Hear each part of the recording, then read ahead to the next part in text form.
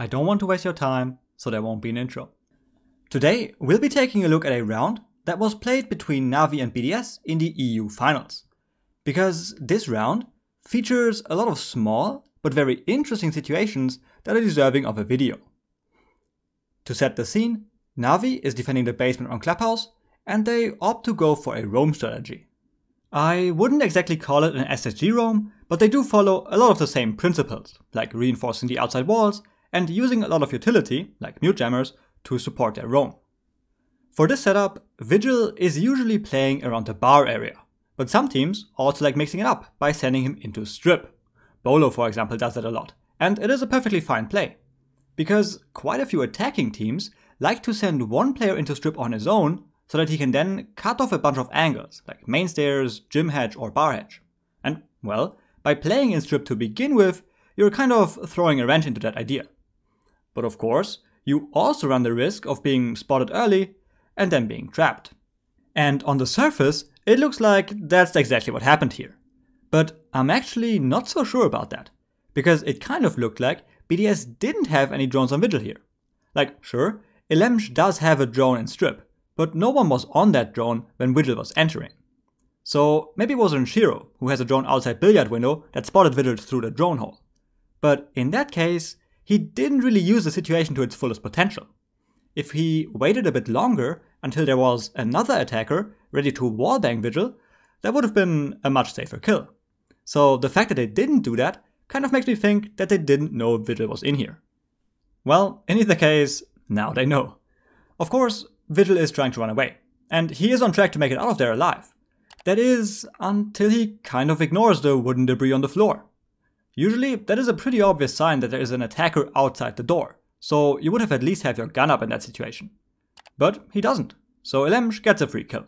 And sure, Vigil kind of handed that to him, but that kill was only possible because of Elemsh's heads-up play to immediately get into a position to cut off the strip player. Taking a step back, that kill of course puts BDS into a great position. Dealing with that Vigil on the ground floor is always a bit awkward, because while you know that he is somewhere on the ground floor, you never really know where exactly he is right now. So getting that kill early takes away a lot of that burden. BDS' next objective is to clear the remaining roamers on the top floor, in this case Mute and Jaeger, and here I really like BDS' positioning. They have Buck on master windows, Sledge on logistic hedge, and Thermite on hot top wall.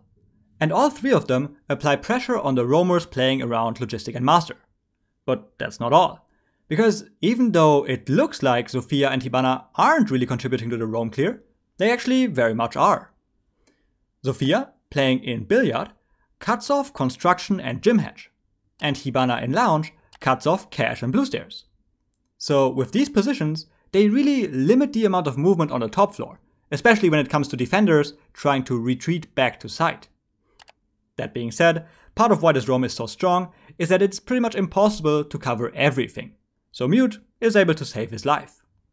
But I actually kind of dislike that. I mean, usually I'm a pretty big fan of this idea of playing the map, shooting a few drones, wasting time, and then retreating back to site.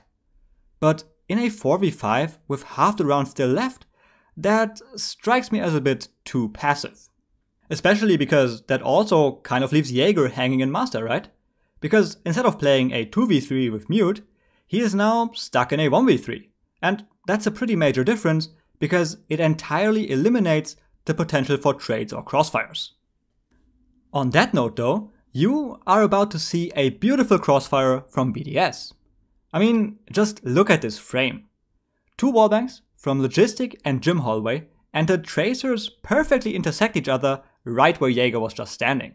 And it wasn't even due to something cheap like a yellow ping.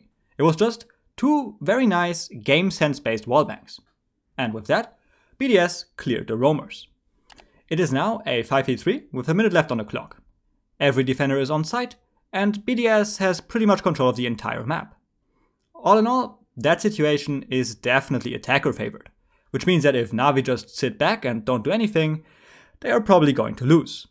So what you often see in these situations is defenders looking to make a play, and that is exactly what Kendrew is doing here. He spots this drone at the bottom of main stairs, but crucially, he doesn't shoot it, because he realizes that no BDS player is on it. And that is exactly the kind of opening you're looking for in a 3v5. Because that drone being there means that whoever was driving it made a call out that mainstairs was clear. But a lot of the time, there's going to be a small gap between droning a room and actually physically taking control of it. And that's the kind of gap that Kendra was trying to abuse here. And sure, something like this is a risky play, and you're going to look pretty stupid if you just walk into the waiting arms of the attackers. But it's still a great play, because all of the alternatives are even worse. Also, in this particular situation, there is actually no risk of dying on mainstairs, because Navi have Valk cams on both bottom and top mainstairs. So Mute walking up here is just obviously the best play.